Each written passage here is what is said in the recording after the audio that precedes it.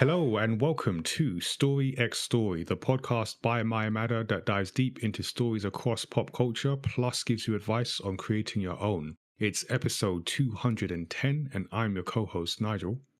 I am Tazziii, content creator and co-host.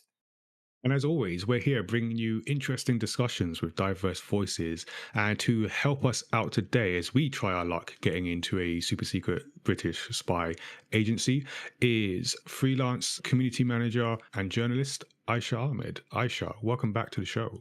Hey, it's great to be back, guys. Yeah, thanks for coming. And always appreciate when people come back. So Aisha was last with us when we discussed Fallout, episode 195. Check that out if you have seen that show. If you haven't, watch it. It's a great show.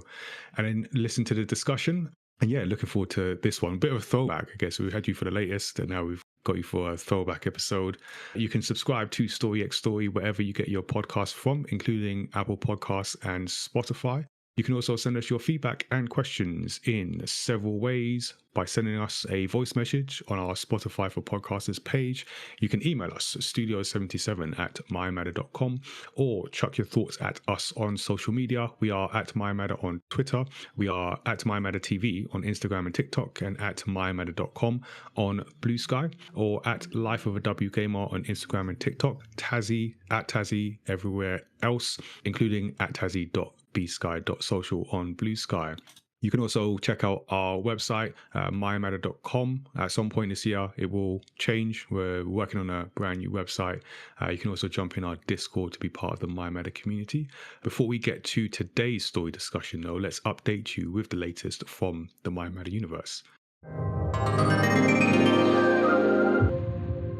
And if you haven't heard, we have a new manga, and we've been working on it for quite a while. So, and it's out. That's the important bit. It is out and done. So this is the first Origins manga that features Tazzii's character. So it's Origins Against All Odds, and it's a reflective, hope-filled manga story about pursuing your creative career goals in the face of resistance from doubters and just the world around you that tells you you can't do the thing that you want to do. So thank you to our Kickstarter backers. We are currently sending out copies, digital copies, physical copies, standard edition, collector's edition to the backers for making this happen.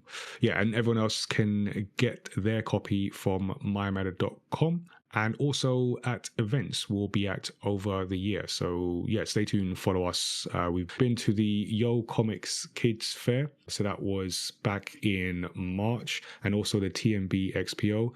Both cases we were showcasing the manga, particularly the kids fair. Very receptive, obviously sort of natural audience for that, but it was great to meet so many young creatives, parents talking about the manga, how we made it, just seeing their reaction really. So that was a good time for us. But yeah, you can get the book mymatter.com and in person at different events.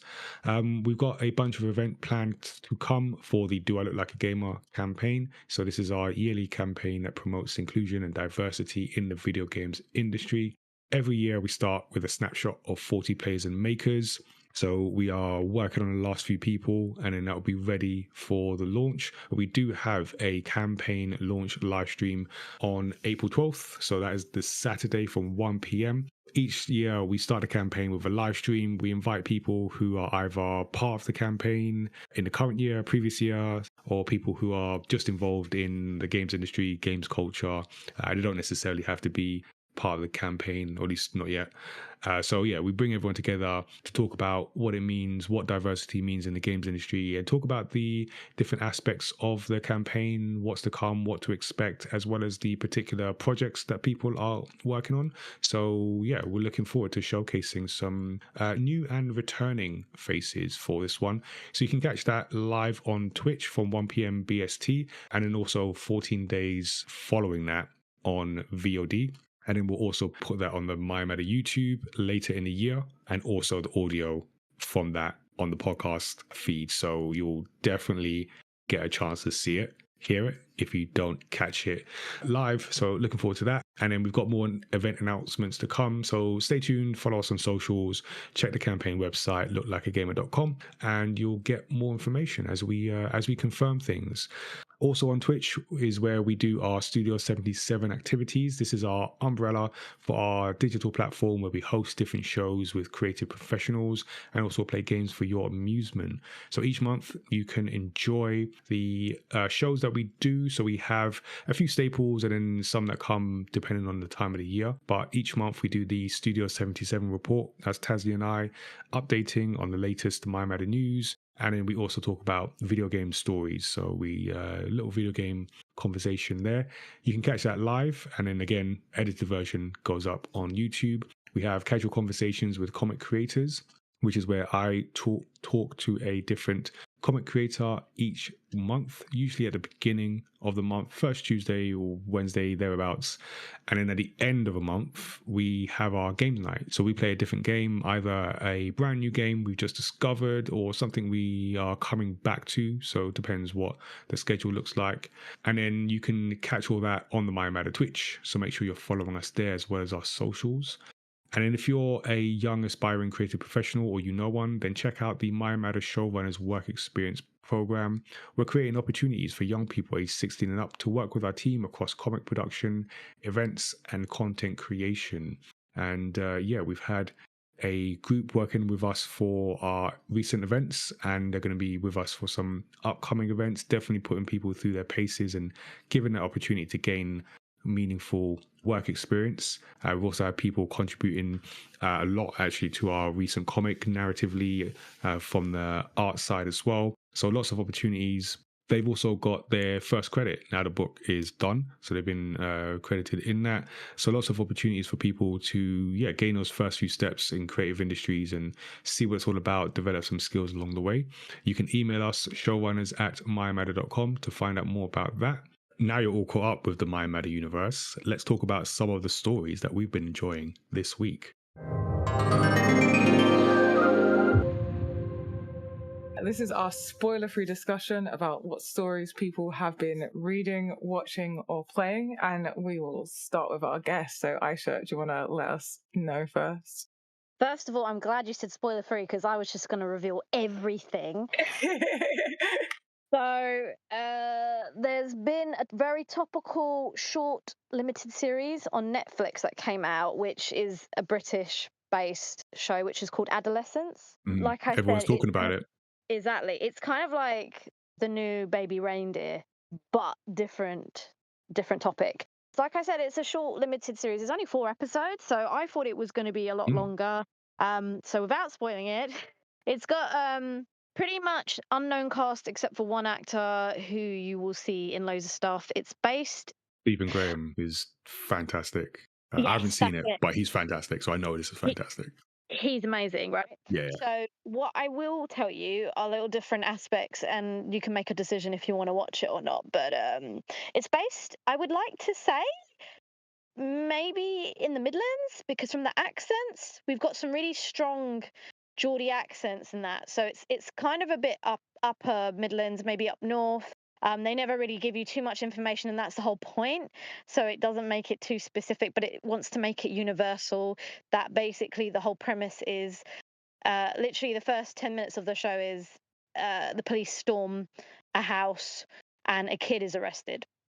Now, the police officer is Ashley, can't remember his surname, but he's Ashley from So Solid Crew. And if you know Top Boy, he's a fantastic actor as well. And yeah, you basically kind of get a glimpse into these days the modern life of being a kid at school, codes, what actual emotes means. And I'm even saying I learned quite a bit from this series because I didn't know that hearts had different colors that meant different things. And the way that they've directed it is very different to what Baby Reindeer is like. So it almost feels like you're just seeing the perspective of everyone around this child. It's very strange, and this is why there's been so much acclaim for this series. I did think after the 4th episode, okay, what's going to happen next? And they haven't done. I don't know what their plan is to do, if they will continue or not. But I do like the fact that they're touching upon these sort of situations, because it's something that I saw recently actually in Hollyoaks as well, and EastEnders, and these are topics that I feel like a lot of us are unaware of what's actually going on. In like, for example, I'm not a mum, but there are people out there who have kids and don't have a clue what's going on in their lives, but it kind of gives you an insight of Yeah. stuff that we may think is, we might think, oh, everything's all good, or yeah, like, they're on the internet playing video games, but you don't actually know what's actually going on. So it's a bit eye opening, to be honest. So I really do recommend. It's a short series. Look into it. It's worth it. Yeah, bit hard-hitting, but let's go on to something a bit more lighthearted, right? Hopefully you guys like anime. So one series that I've actually caught up with, I got onto it quite late, and to be honest, it was more out of convenience. Freelance is a amazing show where you follow an elf, and it's all about her outliving her party, and you just kind of grow with her. She's like hundreds of years old, and she was like that when she first met her party of companions when they went adventuring. And basically, after a few of them get older and die, she's just a bit like, oh, I actually miss them, even though I saw them every 80 years.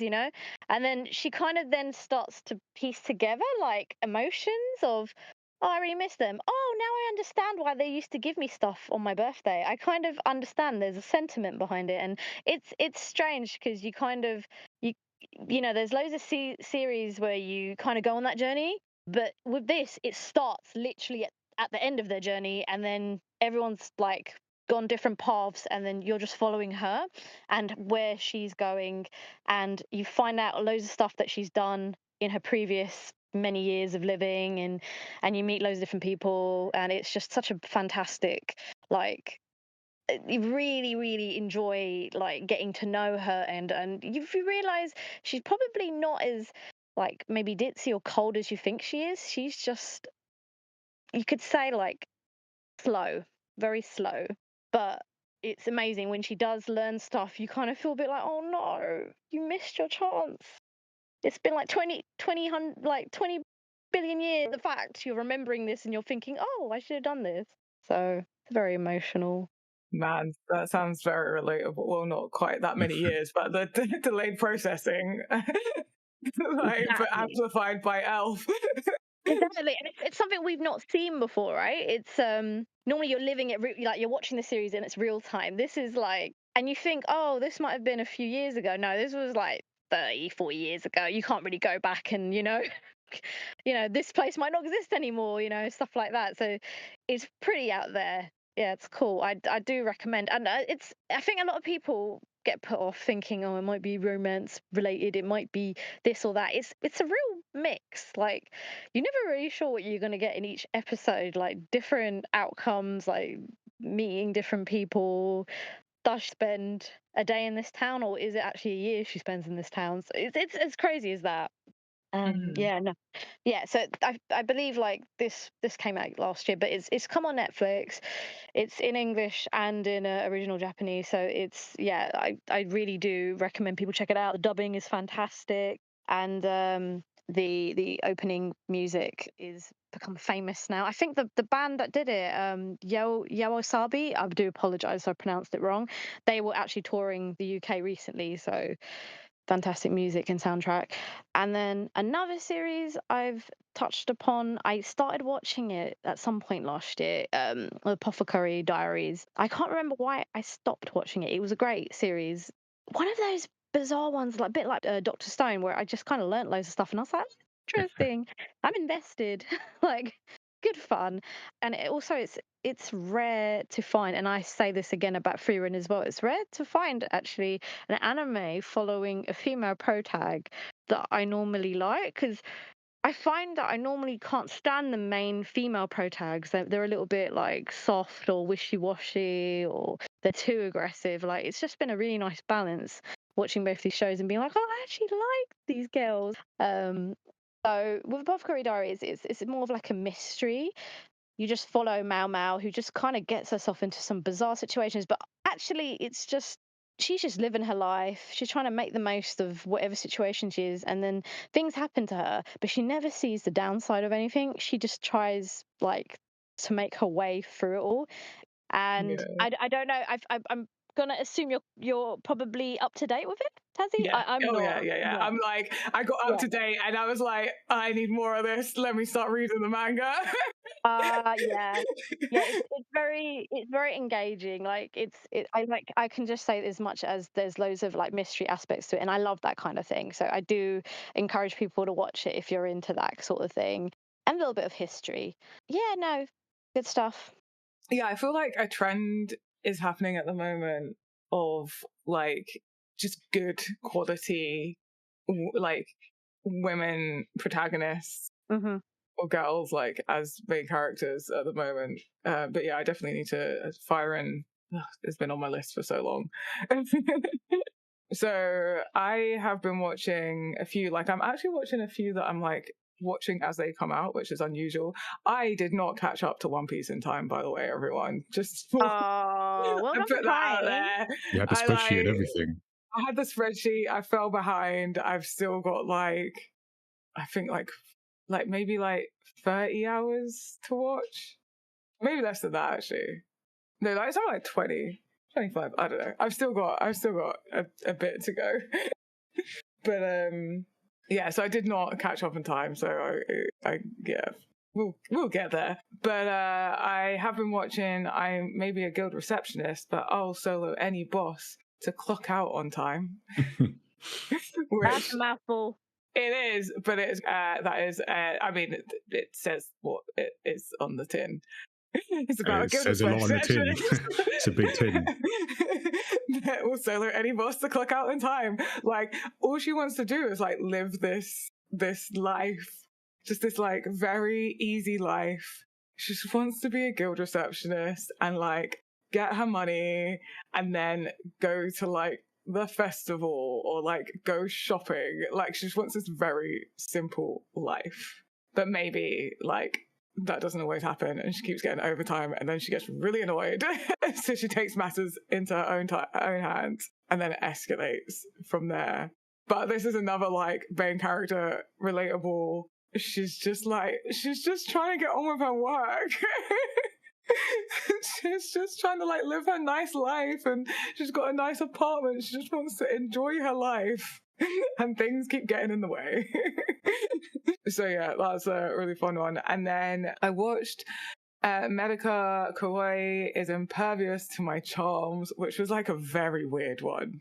Like this was I had like low level. I didn't want to start anything that I'm actually really into. I wanted like something light and easy and like whatever, don't really care about. This just come up on Crunchyroll. I was like, yeah, sure, let's see what this is about. So it's so weird. It's basically the main protagonist is so used to Mona is just so used to having like everyone's attention and being loved by everyone. And then Medica comes along, doesn't give her the attention and isn't instantly like awed by her. And she's like, hold up, what is this about? She does not know how to process. Wait a damn minute. Someone not like paying attention to her and like even being like kind of offish. So it's like a funny rom-com, like typical like school setting.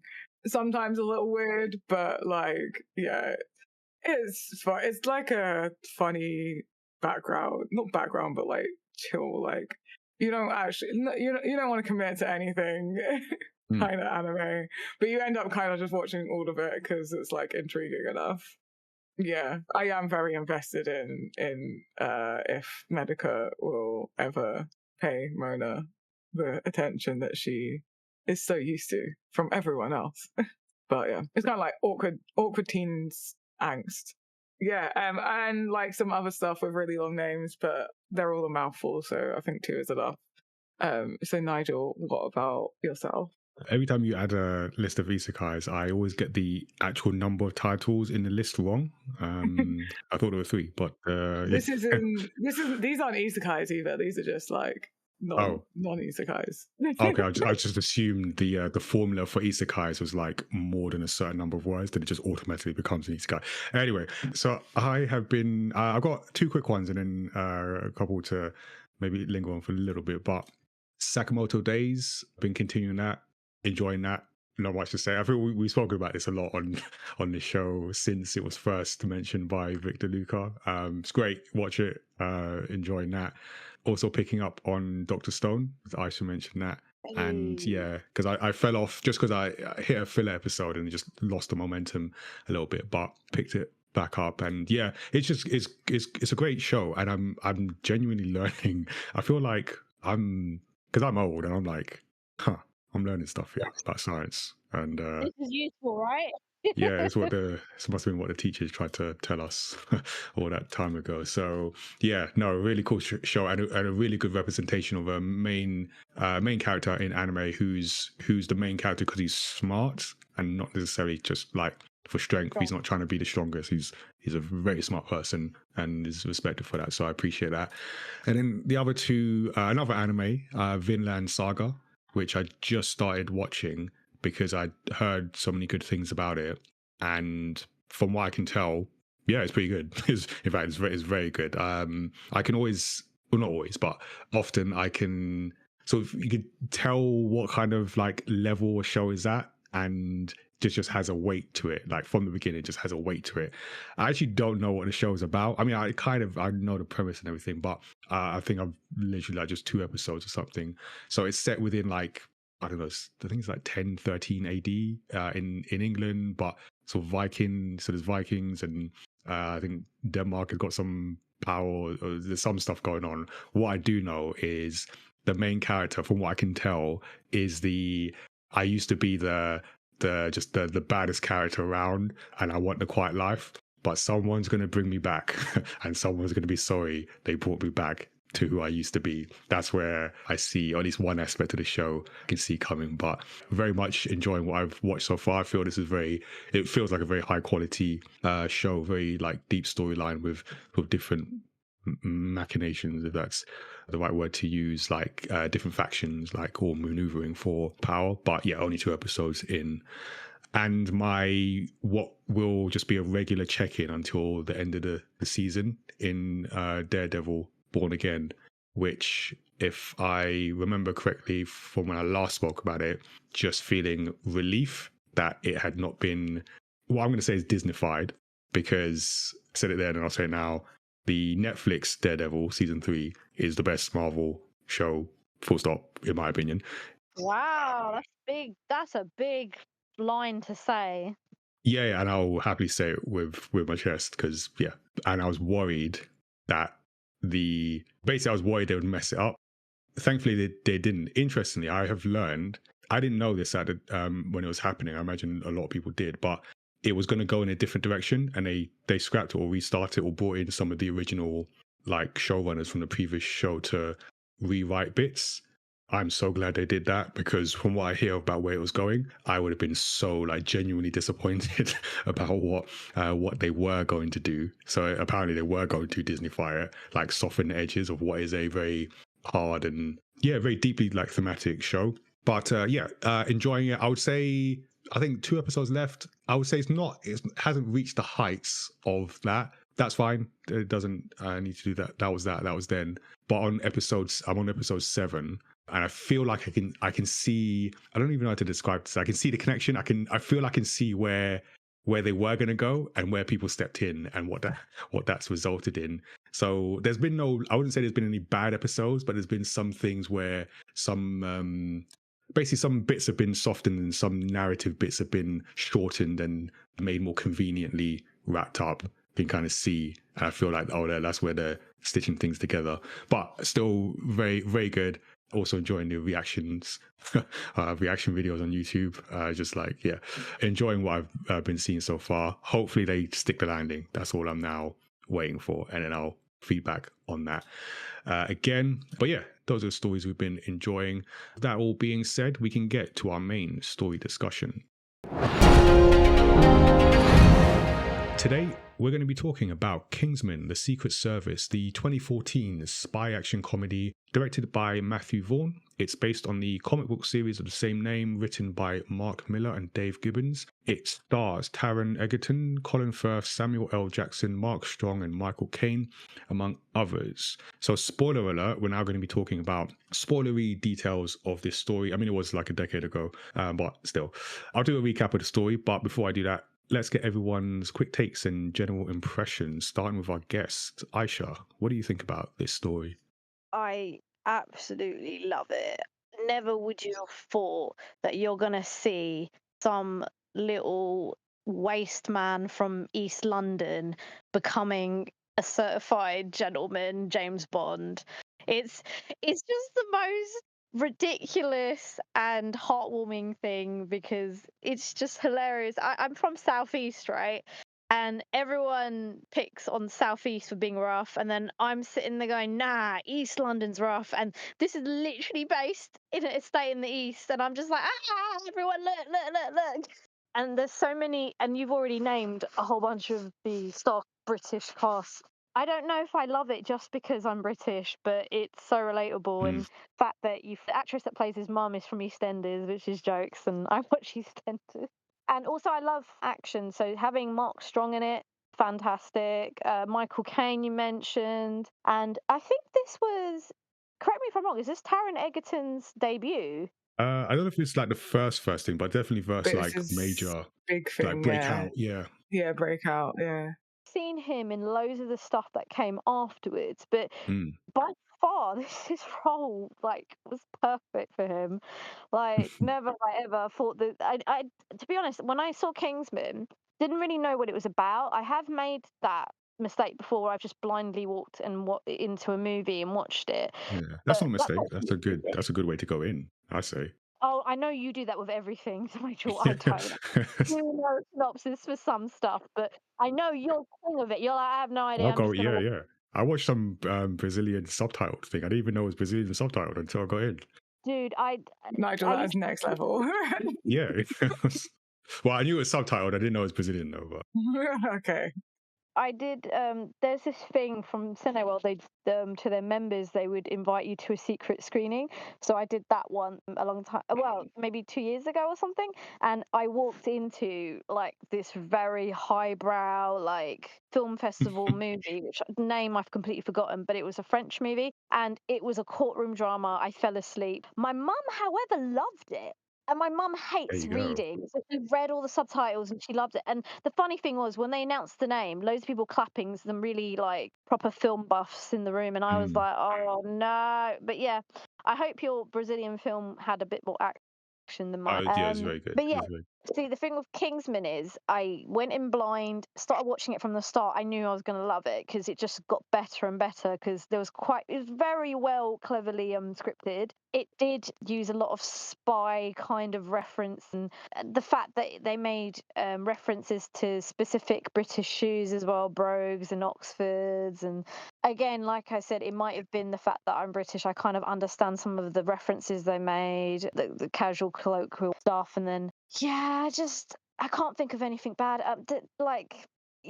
Everything about it was just, it had a little bit of comedy. It was very serious. A lot of the stunts and stuff that happened were shocking at times, and I was like, wow. And it's modern, it's relatable. I think that's what did it for me. Yeah, I could go on for ages talking about how I'm in awe, but let's move on. Yeah, no, we'll come back to that. We'll check into that. Tazziii, how about you? What did you think about this story? Yeah, Aisha covered some of it, but it was like I just remember thinking like this is so cool. Like just again, like just this kid from East London, like this just this like so sort of like I don't know. Like I felt like I knew Eggsy. Like Yeah. I was like, I know him. Went to like, school with him. Yeah, I went to school with him, hung out with him, whatever. Like, yeah, like I know that kid kind of feeling.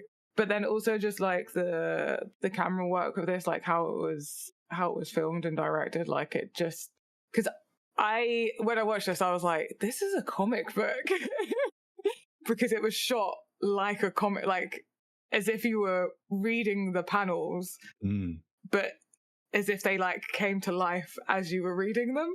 That's how I felt with this. It was like such a comic graphic novel, like, yeah, just how some of the like shots and transitions were done. It just had that energy to it. So I just like really enjoyed it. It's like lots of fun, and like that was like my first impression. And the second time I watched it and like third time I watched it, I like just noticing like different little bits and like how things were shot, and like just think appreciate it more watching it again. Like I've watched it a few times at this point, but yeah, no, and this is actually one of those moments where I've also seen the film that we're about to talk about, not just for the podcast, but I watched this at the time. So I'll give myself a little pat on the back later. But yeah, no, this is fun. You know what? Because as I was watching it again, I was going to say this feels like the type of film they don't make anymore. I don't know if that's true, but that's what I felt. So it just feels like it's fun, it's light. There is some like sort of deeper themes in there, but it's quite light, but not throwaway. I don't think this is a throwaway film. I feel sometimes, again, I don't know if this is totally true now, but I feel sometimes if this film were made today, it would be completely throwaway. So I appreciate that about the film, and I remembered that rewatching it. And yeah, the British thing, with you all, this feels familiar as I'm watching Daredevil and seeing people react who are from like New York and going, oh yeah, that's so New York or whatever it is. I'm like, yeah, I feel the same thing about like this and London, and we've seen Eggsy, we've seen the people in the pub with him. And what's also interesting is like from a film perspective, we've seen a lot of like Colin Firth's British. We've seen a lot of that. Like that's not unfamiliar, but I think particularly this is 2014 in the US. I think beginning of 2015 in the UK. We haven't seen much of that, or it feels like we haven't seen much of like that East End, that kind of British in a leading role. So yeah, I appreciate that. And obviously, like it takes a different take on like the James Bond spy thriller. So yeah, it's just fun. It's very fun, and there's a lot to be said about that as a film experience. So we'll get into it. So the story takes us to the Middle East, where secret agent Lee Unwin sacrifices himself to save his superior Harry Hart. Harry then returns to London to give Lee's son, Gary Eggsy Unwin, a medal engraved with an emergency phone number. 17 years later, Eggsy is a rebellious so-and-so, having dropped out of training for the Royal Marines and most recently been arrested for stealing a car belonging to a friend of his abusive stepfather, Dean. Eggsy, in trouble, calls the emergency number, leading to Harry to arrange his release and later take out Dean's gang. Harry explains that he's a member of Kingsman, a private intelligence service founded by the British elite. Harry nominates Eggsy to replace Agent Lancelot, who was killed by the assassin Gazelle while trying to rescue climate change scientist James Arnold from kidnappers. Harry tries to interrogate Arnold at Imperial College London, but a microchip in Arnold's neck explodes. The detonation signal is traced to Gazelle's employer, Richmond Valentine, a billionaire philanthropist who has offered everyone in the world SIM cards with free phone and internet access. And why wouldn't you take that? Harry, after recovering from his coma, poses as another philanthropist in order to meet Valentine. Meanwhile, Eggsy becomes friends with Kingsman trainee Roxy, and eventually they are the only candidates left in the training. But Eggsy fails his final test when he refuses to shoot his puppy, and Roxy is named the new Lancelot when she takes the shot. Harry learns of Valentine's connection to a religious hate group and travels to their church in Kentucky as Valentine triggers the signal that causes the parishioners and Harry to become murderously violent. Harry is the only survivor, but is shot in the face outside the church by Valentine. Eggsy returns to Kingsman headquarters and discovers Chester King has sided with Valentine. King reveals Valentine's plan to transmit violence-inducing signal worldwide and calm most of humanity to avoid extinction from global warming, and has recruited world leaders and a wealthy elite to his cause. King poisons Eggsy's drink, but Eggsy switches glasses while distracting him, letting King poison himself instead and extracting the chip from King's neck. Eggsy, Merlin, and Roxy locate Valentine's bunker and put their plan into place. Roxy pilots a high-altitude balloon to break up Valentine's satellite network, while Merlin flies to the bunker, where Eggsy masquerades as Chester King, but is later discovered by a previous Kingsman recruit, Charlie Hegseth. Cornered, Merlin activates the implanted chip's failsafe as heads explode around the world. Valentine also activates his signal, triggering a worldwide pandemonium. Eggsy kills Gazelle and impales Valentine with one of her prosthetic legs, stopping the signal. Eggsy, now the new Galahad, offers his mother and baby half sister a new home and prepares to take out Dean and his gang, just as Harry once did. The end. So, yeah, like I mentioned, this is based on a comic property, but it's not Marvel or DC. Like, imagine that. Although he is someone who is very instrumental in Marvel and DC, Mark Miller. So when I first watched this, I think I knew, but I didn't have much awareness. Since then, a bit more awareness. And there's also a cool feature, a Netflix feature by Alicia Judge, who's been, actually, she's not been on the podcast, but I've interviewed her previously. And she did this like featurette about Mark Millar, who is a Scottish comic book writer, began his career in British comics before writing for DC and Marvel. And like Marvel, basically, it was at the time of their like bankruptcy, and they kind of gave him the keys to these properties, and he just basically put the building blocks in place for what is now like the MCU. So he wrote a lot of that, and then on the advice of Stan Lee, because if Stan Lee tells you to go do something, you probably should listen. You do it. Yeah, he then created his own like properties, and he launched Miller World. So in 2004. So to create his own properties, and then a lot got picked up for film and TV adaptation. So Netflix acquired his studio, his production, so Miller World, in 2017 for adaptation. But this is actually a Fox, or was Fox, because now Fox is bought by Disney. But yeah, so a whole other studio. I don't know if either of you had any experience with the original comic series, or knew about it, or read it. Nada. I didn't No. actually know it was based on a comic till you guys spoke about it today, actually.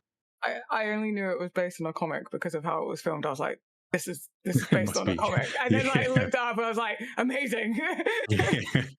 Yeah, no, it's impressive because he's had a few. So Kick-Ass, which I'd also seen, and the sequels. Well, yeah, Wanted, if you want to go that far I back love with Wanted. yeah, That's Angelina Jolie. yes, and the Curved Bullets. That's the one thing I remember. Yes, that's Mark Millar. Jupiter's Legacy, which I haven't seen, but that's a Netflix show more recently, 2021. So yeah, no, Mark Millar's done a lot like outside of Marvel, DC. But yeah, so I think just the influence of this is like, so in a quote at the Times, was again like maybe a decade old quote via the Guardian, is him talking about, you know, why the story and is set where it's set. So he says, I grew up on a housing estate, and the reason I really wanted to create Eggsy is because I was seeing so many demonized housing estate characters.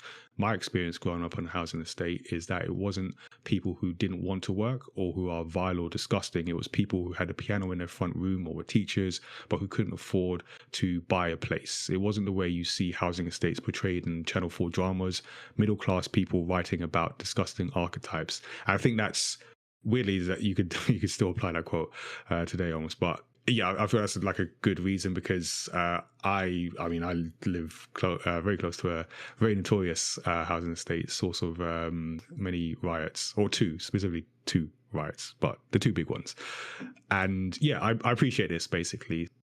Yeah, there's no real question after that, actually. I just really appreciate that source. I guess from the sounds of both of you, you appreciate that, I don't know, authentic or just like non-demonized, whatever the opposite of demonized, look at that kind of like housing estate character. So it's a mixture, right? Because I think my first heroic portrayal of someone from an estate would have been Attack on the Block. And it wasn't, again, it's slightly different. So not again the same vibe. And I think I've seen a few more kind of appearing on Netflix. They seem to think it's popular now, which is great. But like when it came out, it was kind of so different, so fresh. And it's hard to explain, but it's weird because any like video game or like old school movie, the villain is a very posh British accent. So it's interesting to see Colin Firth, like everyone's childhood crush. He's still the hero, but he's kind of making room for the new age, and that's Eggsy. So it's very exciting, I guess, because it's like you don't know what he's going to do. What move is he going to make? Because every time he has a decision, he does something like you would almost say wrong, but he just makes it work to what he would do. Like naturally, he's very athletic because he's always on the run from the guys from the pub coming after him to beat him up. So. So they kind of like give you reasoning without him being a superhuman, like without him being ridiculously Right. athletic, strong, and smart. He's just street smart, and he's just athletic because he had to be, kind of thing. And then it just doing the thing. I mean, because it's okay. So his dad was in the Secret Service. He wouldn't have inherited any of that. He was a baby back then. And again, like you said about the portrayal of estates, it's not what you think it is. They had like a decent life until the dad died. Suddenly money wasn't coming in, and then the mother had ended up getting with a total She took a scumbag. turn. I forgot about that. Yeah. Yeah, she took a bad turn. Yeah, and then he was beating the mum. He was beating Eggsy, and that's why he became a bit leery and that. But it wasn't because he was council estate scum. It's just because he had a rough stepdad, but genuinely a nice guy. Because every decision he made in like when he's doing the training to become Secret Services, like he does it, like he hesitates on shooting the dog. He actually helps the whole team when there's a few times where you kind of just need to do it to pass the test, and like the whole bit where they're all about to drown, he shares like his way of not drowning with everyone else, and whereas the others wouldn't have even thought twice of letting him drown. They all don't think he's good enough to be there. So it's nice because I feel like it opened up a whole new wave of thinking, portrayals for movies and stuff like that, like something different. So again, every single Kingsman movie was different. This was always be my favorite. Yeah, I just want to point out that Eggsy is also a Marine dropout, so a lot of it's not just street smarts, it's because he is actually trained and gymnastics. Did he drop out of that as well? Yeah, he dropped out. So and I think that's part of the charm, is that like all the like uppity, like middle class kind of like been training for this specific thing their whole life. He just turned up. And he's just like, I'm a Marine from the hood. Didn't even make it through that because like clearly I lack commitment. And like everyone like looks down on him for that. But yeah, I guess like again, like the other thing would have been attack the block, which again is slightly different. That's more like of a supernatural take on the whole hood hero thing.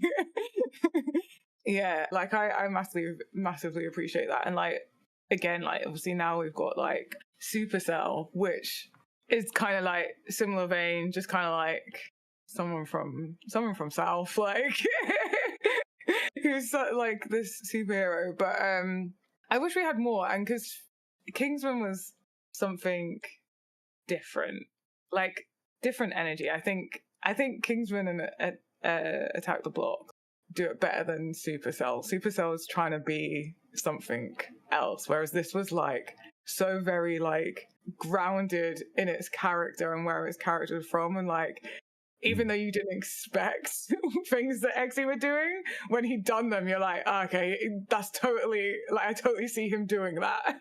Like I wouldn't have thought that's what he was gonna do. But retrospectively, it just makes complete sense that he done that. And then like he's just like the way he grows into himself, but still he doesn't become some uppity Kingsman intelligence. He's still grounded in like who he is, where he came from. He's just like a refined version. Oh yeah, no, he gets refined, definitely. But still like Eggsy to the core. And like so I really appreciate it. I want more like this.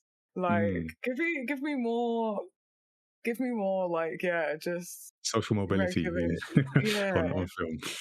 Yeah, I get that. I mean, the other aspect to this is like the James Bond-ness of it. I mean, James Bond is also obviously British, but then he's like in terms of like, you know, Hollywood, kind of that's what when people think Britain, that's what they think, sort of, at least the refined gentleman part when all out here. sipping martinis and solving international crimes, but the bearing of the man. And then from a film perspective, we get a lot of the trappings of a James Bond film. So we get the gadgets, we get the international sort of super villain that you have to go and stop, but then we get it in a very not unrefined way, because like James Bond films, there's a lot in there that you don't necessarily always see, at least when it comes to like extreme violence or anything like that. It's sort of implied, but like James Bond itself is until you get to like Daniel Craig, and then he got in there like fists and everything, but it's kind of like, oh, I he's never troubled, I guess is what I'm trying to say. Not never trouble, but do you know what I mean? He's like, Do you mean he makes it look easy? That's it, yeah. He makes it look easy. And then obviously like Daniel Craig, that's a different type of James Bond, and he like got in there and you could see the struggle. But with this film, you get, like I say, you get the trappings, but then you also get a bit more, in a sense. You see a bit more, you see a bit of the more of the violence, more of the action, that side of things. I don't know if you found like did you appreciate the similarities or and even the differences? Like what did you appreciate more about seeing something like this? I appreciated the way it's like mixed, because the violence in this is like very violent. Yeah. But it's filmed so cinematically. Stylish violence. Yeah, stylish violence. But that's kind of that's why I really appreciate this film, because the filming is like stylishly filmed, exactly, which goes with like the gentleman whole refined. But I love that it's got that balance of like, here's like the refined gentleman spy, and then Eggsy, and then that like just like rough violence that you kind of would probably expect from like, I don't know, like the kidulthood and adulthood films, but stylized, gentlemanly. Yeah, it's got that juxtaposition, and there was even that moment. So when he's taken in by Harry and he's passed on to the training, and he meets the other more refined people, and I feel did they say like, where are you from? Oxford, Cambridge? Yeah. It's, what's funny, that I just remember this now. I had a moment where, because I was at City Hall for a session, because I'm on a board there, and I was just like by myself, so I was a bit early, and a couple other people running it, and someone came up to me and he said, where are you from? I said Tottenham, and he goes, "Oh no, what institution are you from?" Oh. and I was like, "Oh, my own company, my Amada." And it's like, and then I walked out. I was thinking, like, I need to get like some media training and stuff, because obviously he meant what company am I represent. I was like, "Yeah, I'm just from Tottenham," and that reminded me of that moment. Oh, where are you from? You must be from. So no. Just a guy, Leo. But so I again just related. I related with that moment where they're like, "Oh, where are you from? Cambridge, Oxford?" No. Oh, that was a funny moment. I don't think he saw the joke, but yeah. So yeah, James Bond. And interestingly, I didn't know this until I was putting the notes together, that originally the marketing was supposed to have all the actors that portrayed James Bond. So Sean Connery, George Lazenby, Roger Moore, Timothy Dalton, Pierce Brosnan, and Daniel Craig, and then have Harry and Eggsy as like a passing of the torch to a new franchise. Yeah, and most of them agreed, but then it was shelved because Sean Connery was too ill with dementia at the time, which is sad. Yeah. So I like how there's a level of respect there, and I guess because this is obviously not a Bond film, but they appreciate the joke of this film being a different kind of character. So I like that, even though that didn't get to happen. And then the other similarity I saw in this was actually Harry Potter, just because. So there's a quote from Emily St. James, got from Vox, who said, "It's basically Harry Potter with spies. A bunch of young British people are brought into a super secret private spy service called Kingsman and compete to see who will fill the seat of a recently deceased agent." So there is that aspect. Your young, downtrodden character gets almost like a golden ticket based on his lineage to this organization, has to learn deal with people who didn't really want him to be there, and then become who he is. I don't know if am I reaching with that one, or was that similar formula? Well, not accepted because he's a filthy muggle when actually he's just from East London. But I guess it's similar. Yeah. I mean, yeah, there's no, like you said, he comes in from his lineage. Otherwise, there was no way he would have ever No, yeah. come across Kingsman. And I guess for Harry Potter too, through his, what was it, adopted uncle and auntie, you're like, yeah, do. But it's kind of sad. I wish we found out a bit more about his dad because. Yeah, because we really only see him take the grenade right at the very Literally a beginning. few flashbacks at the start, boom. And whereas Harry Potter's family, like his parents, are kind of built up through his whole lineage. So I don't know. There's always a little bit of mystery because, like with the whole James Bond lore, like you were saying, it just looks like it's really easy. They've got a plan they're following.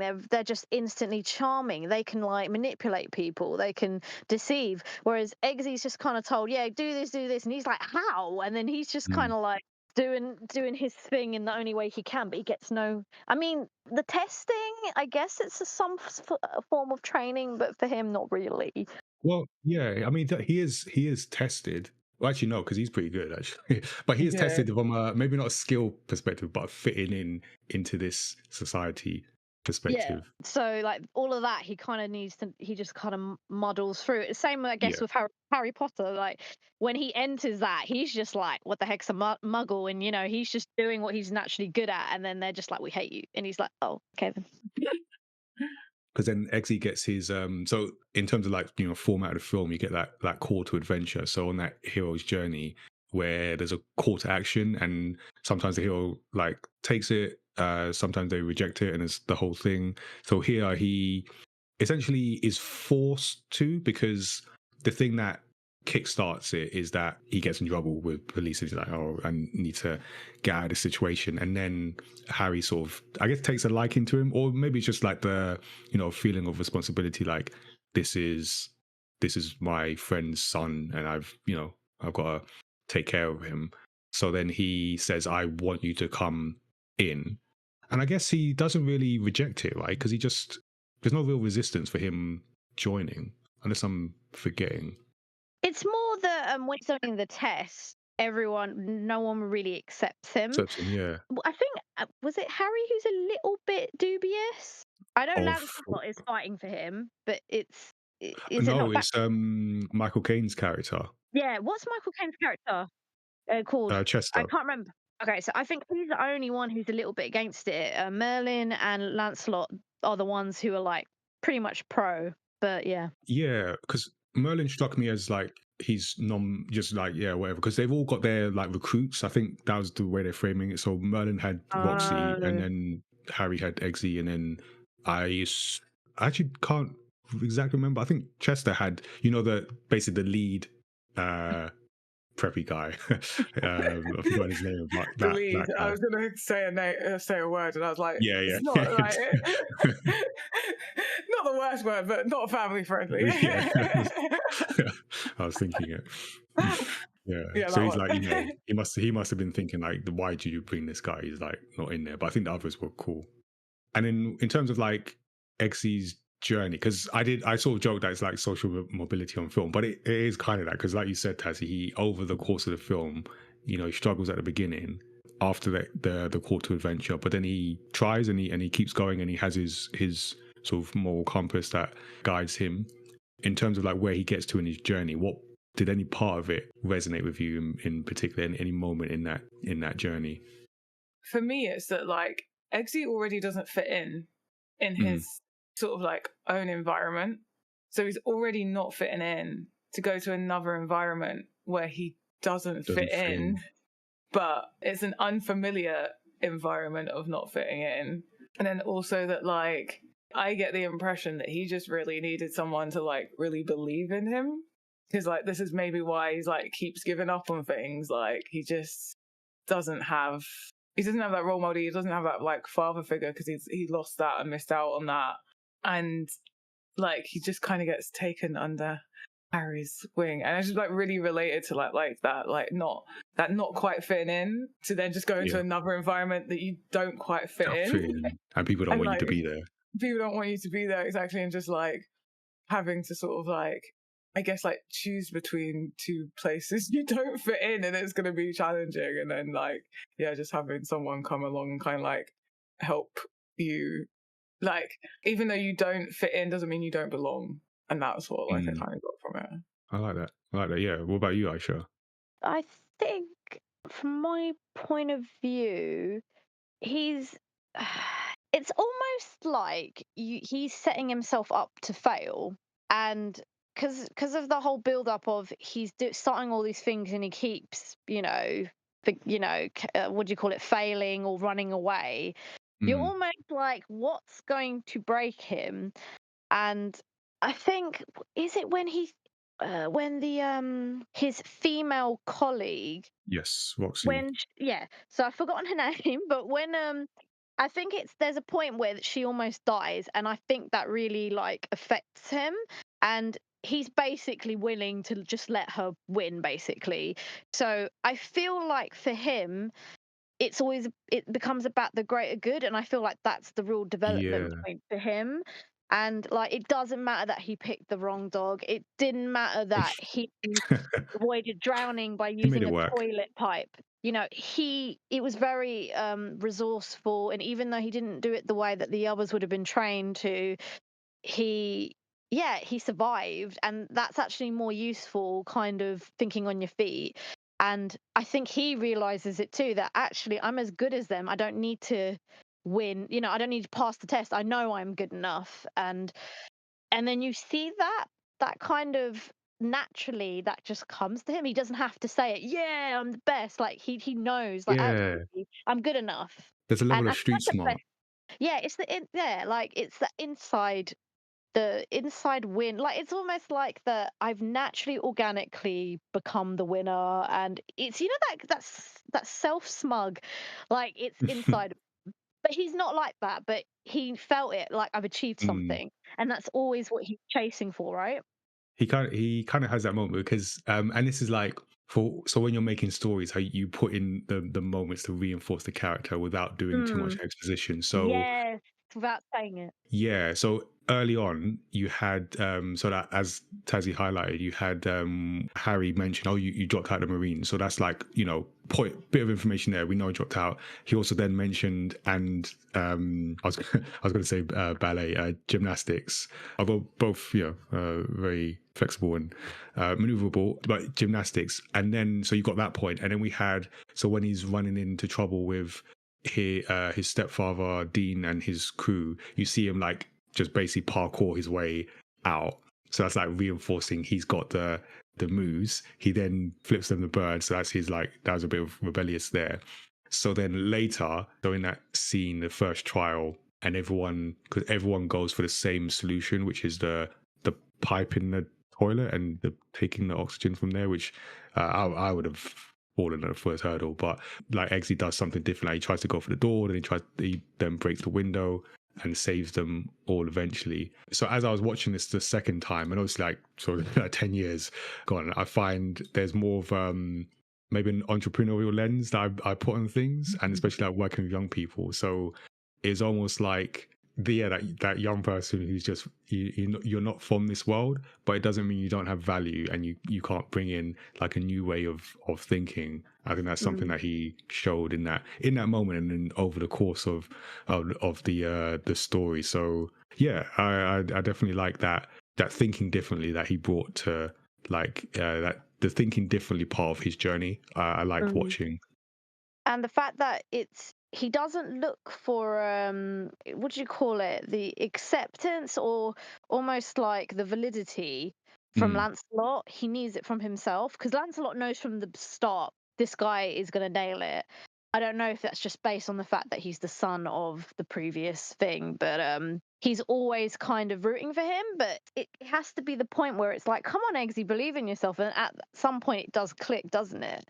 Yeah, there is like a lot of self-doubt at the beginning, and like, it's funny because it's not the kind of self-doubt that's like uncapable, because like, he's clearly capable and he's clearly got conviction in his actions, but like, kind of like not good enough, like For these good people but not specifically. good enough. Yeah, I get that because and there's many moments where you can see he doesn't doubt his ability. I think there was one where there was like a shooting moment where it's him and the so and so that really didn't want him to be there, and they were both like, or one was spotting and then the other was shooting. And I only know those terms because of the recent games night we had, so I know what that means. So one was spotting, and then Eggsy was shooting, and they were having their back and forth, and then Eggsy to like got the shot first time. He's like, yeah, and what? So he always like believed in his ability, just like in this world, and that's again just with that lens. I'm just looking at it like that's how it looks. Like it's not that I doubt my ability. I'm in a different space. So yeah, I thought it's a good representation of that, and also from the British aspect, just seeing that kind of character really succeed in that world was also cool to see. And I'm also realizing that, you know what, because the villain, so we got to mention the villain here. I don't know if this is a good or bad thing, but so the villain's Valentine, so Samuel Jackson plays a tech billionaire, which tech billionaire taking over the world. Who Kind of who knew? Yeah, two yeah. retrospective. So the only fantasy is that he's black, which is a shame.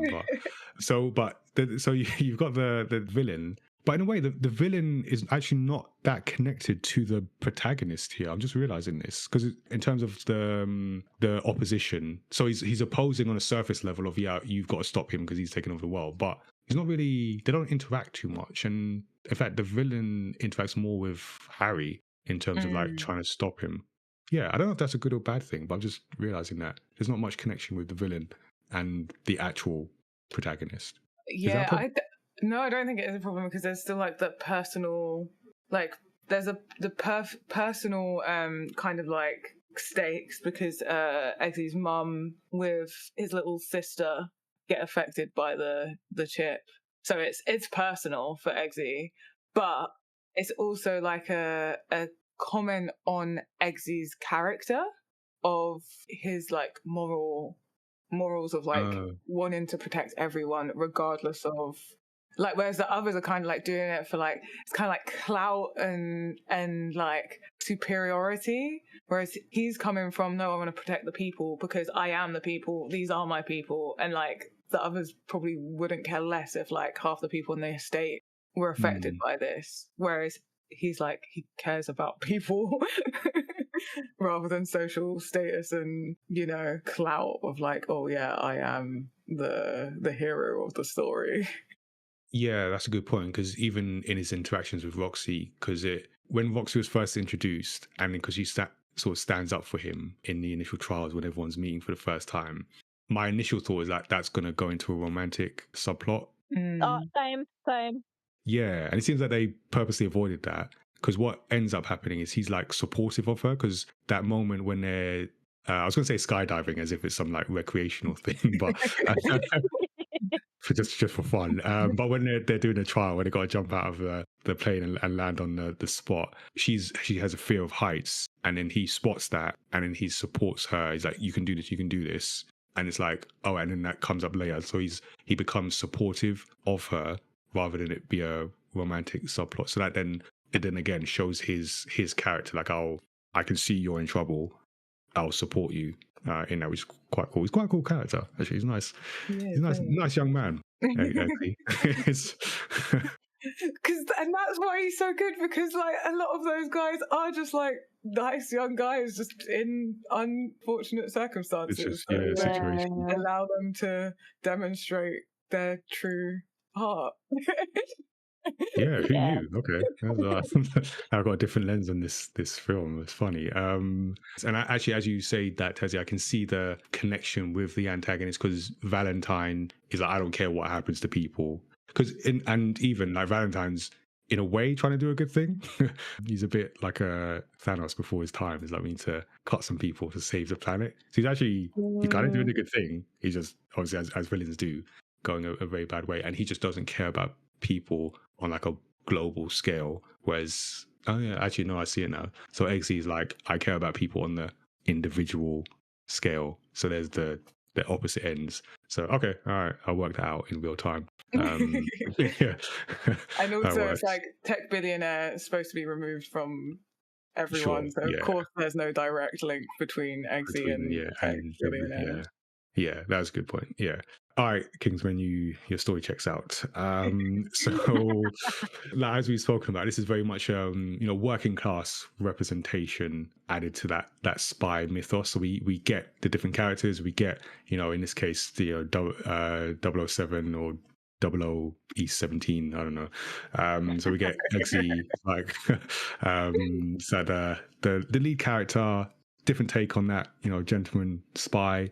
We see what is essentially the mentor character in Harry, and I guess he's kind of like M, but not, because M's not really that close to Bond in that sense. So it's a bit different.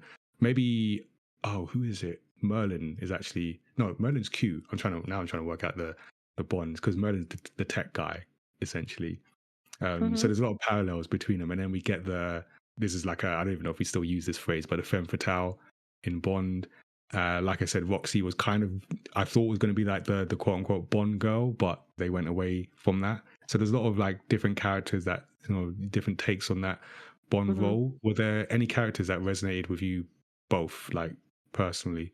I don't think it was. That's the thing, right? As much as we can all say we had a mate like Eggsy in our life, there Mm. was no one that kind of resonated like with me. Like you said, Roxy could have been, but the thing was with Roxy was she was of the same standard, but she was female. That's why she didn't get accepted. So it was a bit like, that's why they supported each other so well, because they were both kind of like the misfits. That's the thing, because he's the first of his kind. That was kind of it. That's why it's kind of hard. Like, you pretty much relate to the main character, and then it all Yeah, works around usually. him. And that's how I felt. I felt like it was Eggsy's story, and everyone was a side character in his book. And that's how I felt, because Okay. it like we said, it's something that we've resonated just because we live in London and we meet. It's a very diverse place. We meet a lot of people, that kind of thing. Whereas they're in their own little bubble because it's all undercover, in a tailor shop, Mm. password, was it like poison pens and all that. Yeah. Um, Or whereas poison blade in the shoe and yeah, shoot, or what was it, sword and a stick, yeah, or was it gun and a Yeah, stick? Yeah, so okay, maybe I would say, like, even though I wouldn't say I have the same background as Lancelot, he was cool. Like, there was something about him, like, even in the pub, they didn't scare him. He was like, I don't mind getting my hands dirty, kind of thing, and he kind of just does it in his own way, and that was actually filmed beautifully, that whole segment. And he's that cool. I guess he's technically the James Bond of the film, right? You kind of I be guess like, he is. you're like, oh, he's the smooth one. Oh man, he's kind of hot, kind of older, but hot. And then you're like, yeah, I kind of really like that guy. And then you see Eggsy kind of grow into himself, and you're like, oh, that's kind of like Eggsy now. So I guess, Yeah, yeah. weirdly enough, I just like the two main characters. It, That it's quite works. funny. It's quite funny at the end, because we think that Roxy's the love interest, and then later on, literally, he's breaking loose the Russian. Was it Russian or Polish No, lady? this, I want to say Swedish Swedish lady. Swedish princess. princess. She really catches me off guard, and then I'm half like, "Are you from London too?" She's like, "Oh yeah, if you break me out, You I'll can have anything you want. yeah, yeah, you can have anything you want from me." And then the silly thing comes in your head, and he actually goes for it, and at the Yeah, end, they yeah. do the thing, and you're like, That's when it turns "Whoa!" into a Bond film. Yeah. So, there's no objectification of women until the very end, then it becomes. Yeah, it is proper crude, but it's the way, you know. Like, and in And that situation, yeah, yeah. like, I mean, if a hot guy came to rescue me when I was about to die, and equally, if you were the guy that's just like come up and like this princess is like, hey, yeah, rescue me, and I'm all yours, like, Yeah, I get it. I did quite like. So I don't know if I like, but Valentine was just it is interesting because even though he was the distant tech billionaire willing to kill everyone, he also had the lower class aesthetic in upper class, because his wardrobe very like casual, like cap and everything. But even the scene when him and Harry were doing I always love this scene in films where the well, I guess it's technically not the protagonist, but the two characters face off and they're like, they don't say what they want to say because they got to keep the role.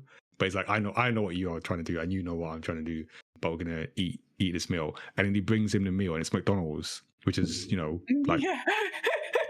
yeah, ultimate like working class kind of meal. But is that, it's a similar thing like with Eggsy, kind of, did they say where Valentine's from? Because I get the impression he's from I don't know, working class, and he just managed to make it, because he has a similar thing of like, I'm bringing all the working class trappings into this billionaire lifestyle. So yeah, I thought that was interesting. It's intriguing. That was so funny with the McDonald's. Samuel L. Jackson's like acting and like just the fact. Oh, anyway, sorry, I'm just having a little giggle. Yeah, no, it's funny, and he doesn't like blood, like the sight of blood at all. Oh yeah, like has to cover everything up. Yep. Yeah. So when it comes to like the theme, so this isn't necessarily like a theme heavy story. Like I said at the beginning, it is a light story, but there are a couple things aside from the the impending tech oligarchy situation that they tried to warn us you can't trust billionaires. But anyway, I'm sure we've got time to deal with that this year maybe. But the other couple things was like the social mobility, which we've talked about. So we see this like less refined, lower class kid from one of the poorest London neighborhoods, but he still gets a chance because of, I guess ultimately because of his connections. But I mean, that's how everyone gets a shot, right? So he gets a shot and he proves himself. And I do like what the film, intentionally or otherwise, says, because he does prove himself. And like you said, Tazziii, is that he does own it. He builds, he grows, but he doesn't necessarily lose who he is by the looks of it. And the one I personally really liked is that idea of like integrity and integrity and not being blindly obedient. So Eggsy is shown as someone who has integrity and doesn't just follow orders, but he follows his morals that are established early on. And there's a moment, I don't know if you remember, but there's a moment early in the film, which is essentially the save the cat moment, which is where like the protagonist is like endears themselves to the audience by doing something morally right, even though it's like very small. So there's a moment where they steal the car of Dean's henchmen and they do the donuts and they're getting chased by police.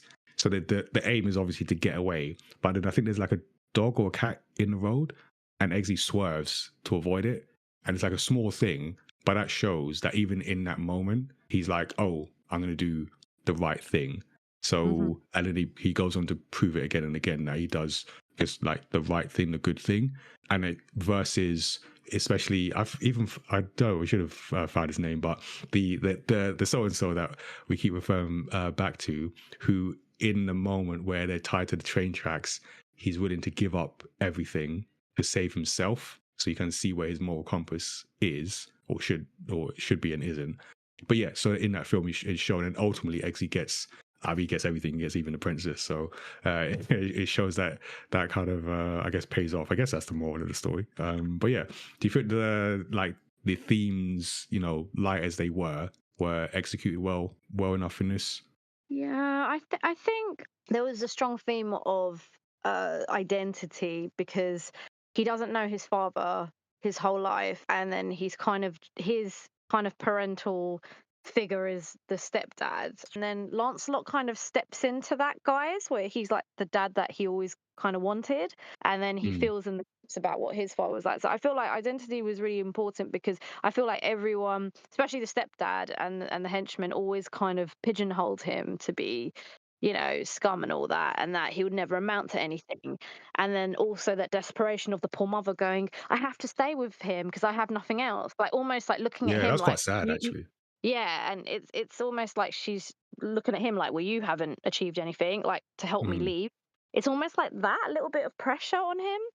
So I feel like, yeah, identity was was something that maybe he was looking for, like, who am I going to be? Like, am I worth, because he keeps failing at everything he does, and nobody kind of respects him or, has any hopes for him. And then this one random stranger, gives him this, like, basically changes his life.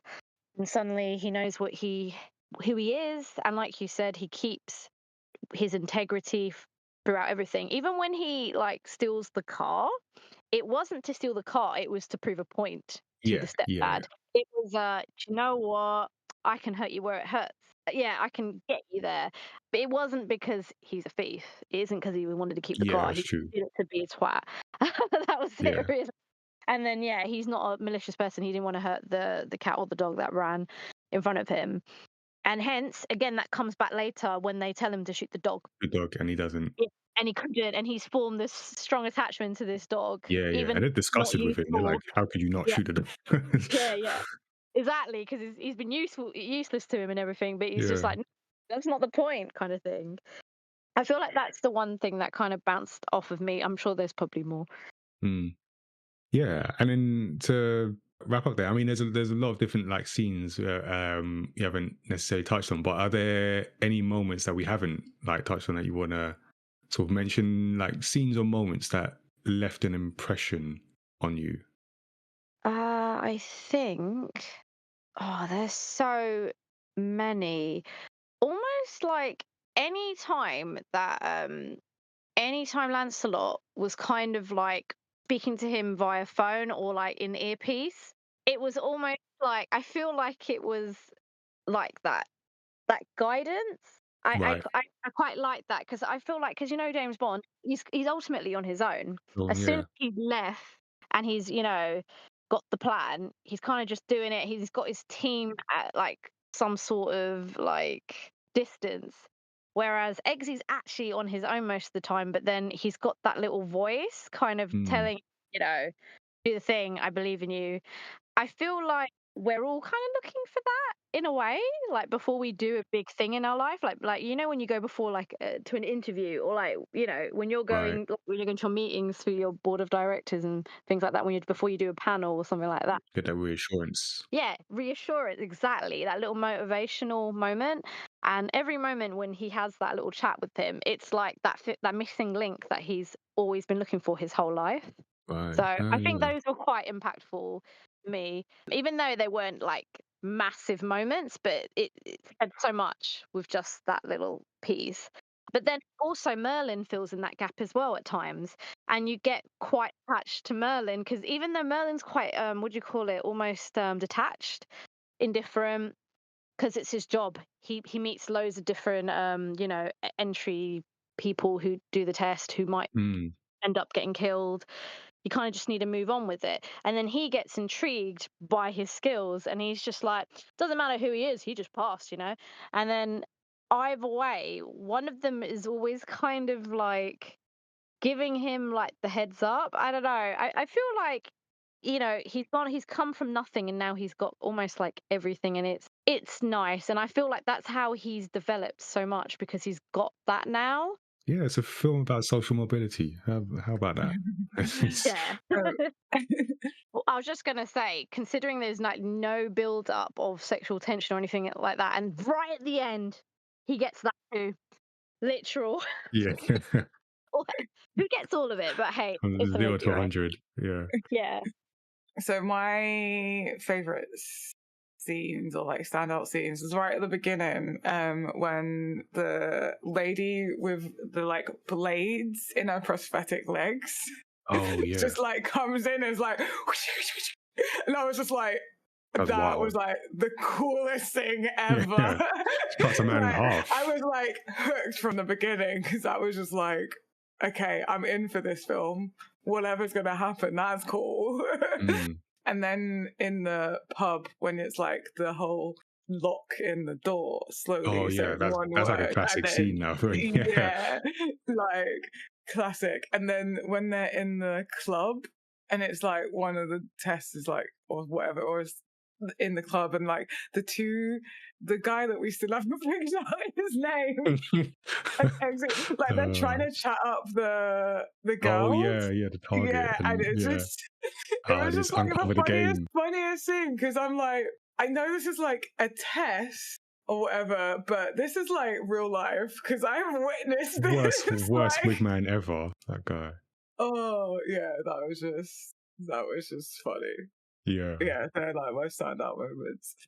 Okay, that was a great scene. That because he's like, manners maketh man, and let me teach you some manners. That was just a great scene. And then it was like linked to when Eggsy at the end then sort of becomes the man. So the one I was thinking that links to that in terms of being a great action sequence, but also quite disturbing maybe, is the church scene. Because my god, I forgot about that bit.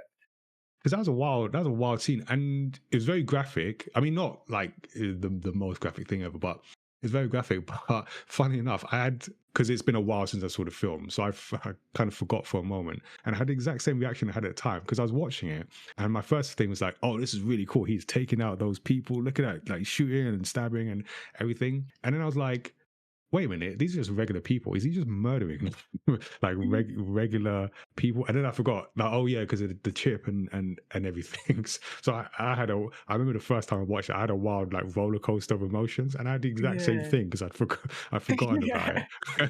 It's so well done though, like. Oh yeah, no, like stylistically is fantastic. But he is murdering a lot of people. I can't feel bad, even though he's just not under his own control. But like I feel like I got it straight away.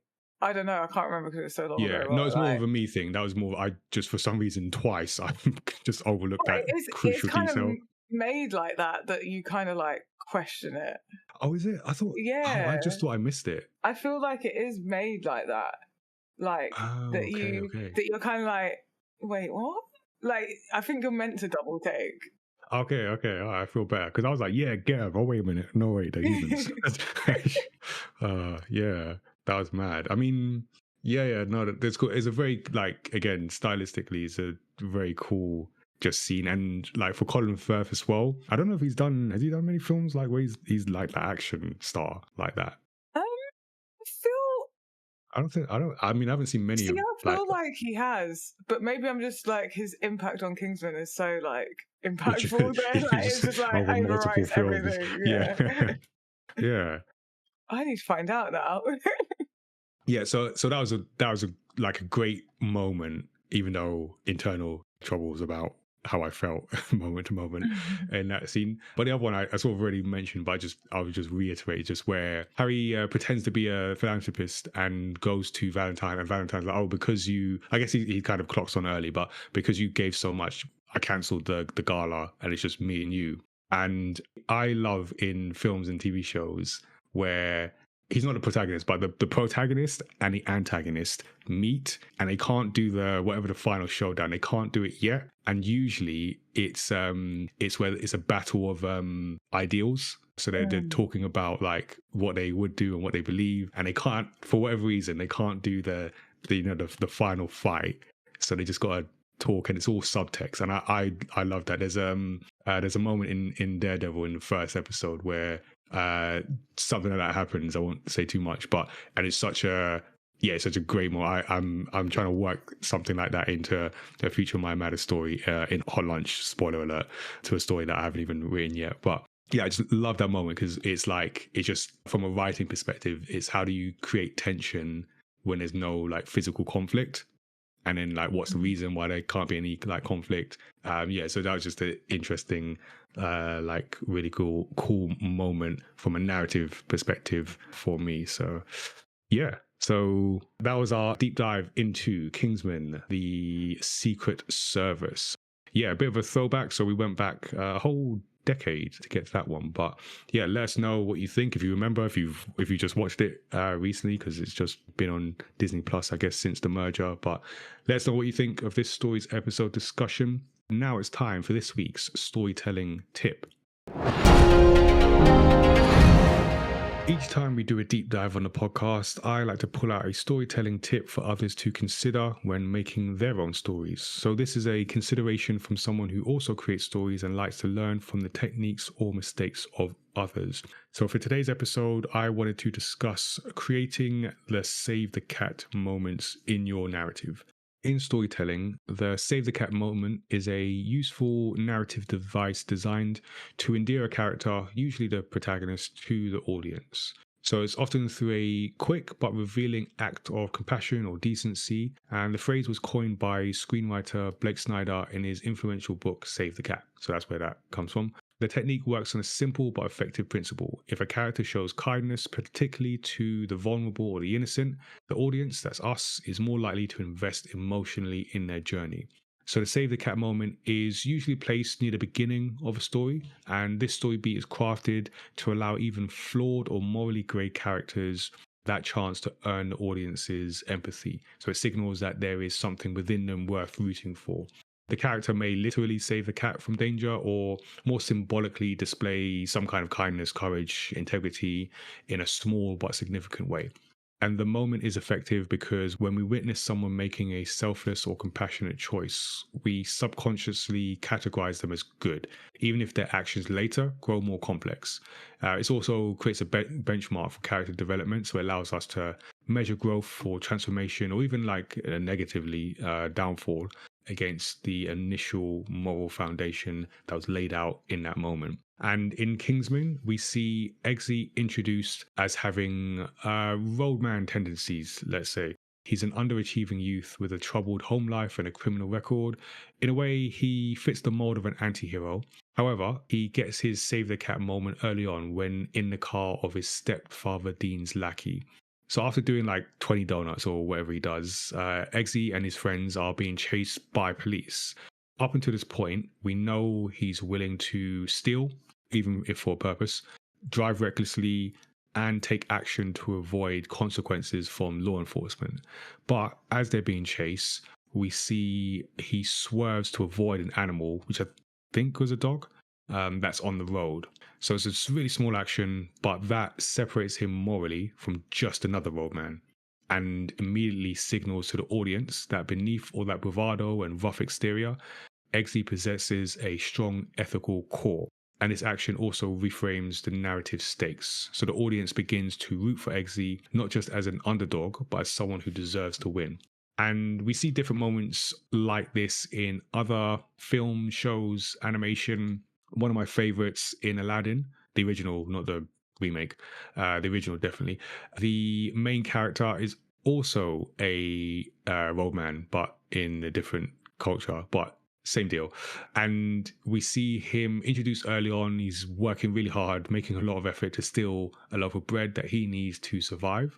But then he gives the bread to a pair of starving children, which immediately shows his selflessness despite his social standing. And in a closer to literal save the cat moment, in a film adaptation of Alita Battle Angel, the save the cat moment happens when Alita defends a dog from a Centurion patrol. He sees a dog being harassed by mechanical law enforcement and without hesitation intervenes to protect the dog, gently holding it and scolding the officers. This is despite not fully understanding the world around her yet. And that act early in her journey proves that she's not driven by violence or survival, but by justice and empathy. And those are traits that define her arc as a hero. It's a classic save the cat moment because it earns audience empathy quickly. You feel for Alita, not because she's powerful, but because she's kind.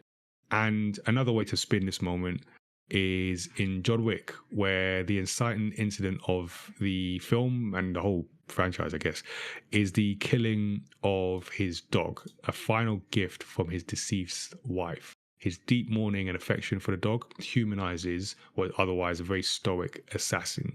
So there are different ways to fit that into your story. And here are 4 tips to consider when crafting your own save the cat moments for your story. Number 1, make it character driven, not just performative. The moment should feel natural and consistent with the character's personality and background. Don't just put it in to put it in, essentially. So Eggsy's save the cat moment comes while doing what we expect of the character at that point.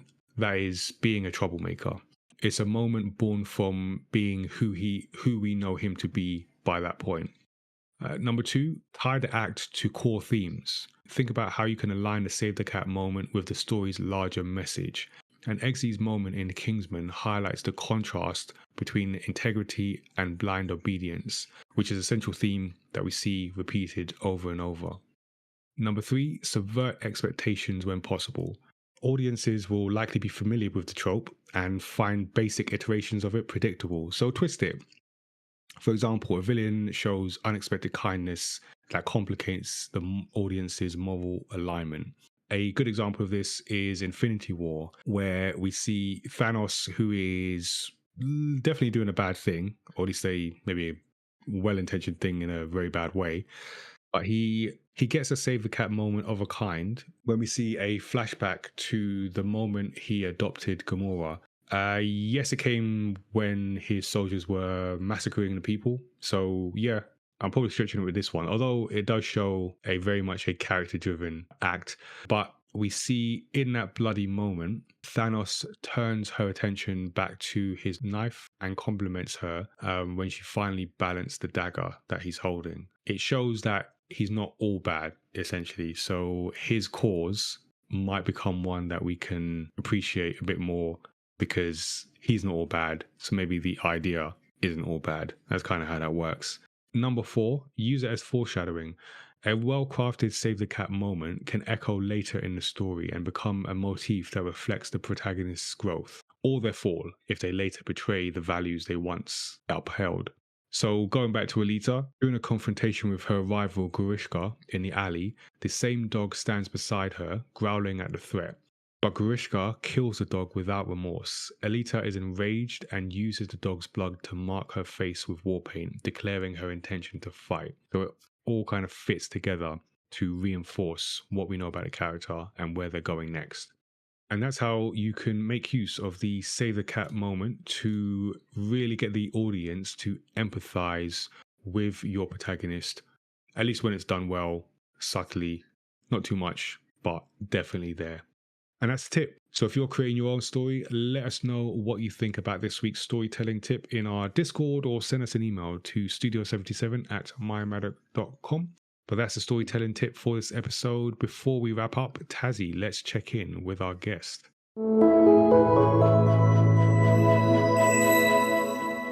So Aisha, we'd love to get more details on any news or like interesting projects you want to shout out and where everyone can find you. I am Aisha Anime on TikTok, and I've at the moment, anytime I'm going to different events and stuff, I kind of put like shorts of my adventures. Feel free to catch me on Twitch. I stream 3 times a week. I recently got gifted Monster Hunter Wilds. I can't wait to start my hunt and join everybody, and I expect everyone to carry me in the game. So find me on Twitch. twitch.tv/doomed_Prinny because Aisha Anime was taken. So find me on different stuff. Come say hello. Feel free to give me tips on games because it helps. Thank you. Yeah, thank you, and thank you for joining us. We'll add some links in the bit that the info goes in. The show notes. I forgot the show notes. I don't know why I forgot they were called then. Just done this. Yeah, we're doing everything out of order. So, but yeah, if you enjoyed this episode of Story X Story, definitely make sure you subscribe to the podcast so you don't miss a future episode. You can also give us a 5-star rating and review because that helps us reach new listeners and fans of story discussions. We're story creators ourselves, and you can discover our manga universe online. All our titles are available at our online store, including the now latest release, Origins Against All Odds. Don't forget to join the Studio 77 Discord as well and connect with us in between episodes and get a heads up on upcoming My Matter projects and events, plus meet others in the growing community. You can also check out the Do I Look Like a Gamer video game representation campaign, which is a yearly initiative for diversity and inclusion in the video games industry and wider culture. We've got a bunch of plans stored as we prepare for the 2025 campaign, and you can be part of it. The photo portion of the campaign that features 40 players and makers in and around games. You can check that out at our live stream. Again, there's many ways to catch that live or afterwards. You can also head to the campaign website for details on how to get involved over the year. That's looklikeagamer.com. As for the podcast, we release new episodes on Thursdays that include video game discussions, interviews with creative practitioners, and deep dives into stories across pop culture. You can always give us a shout directly. Our email address is studio77@mymatter.com, and our website with links to subscribe is mymatter.com/storyxstory. So thank you for tuning in, and until next time, stay safe, and remember, Mario, that's how you save a princess. Take care, everyone.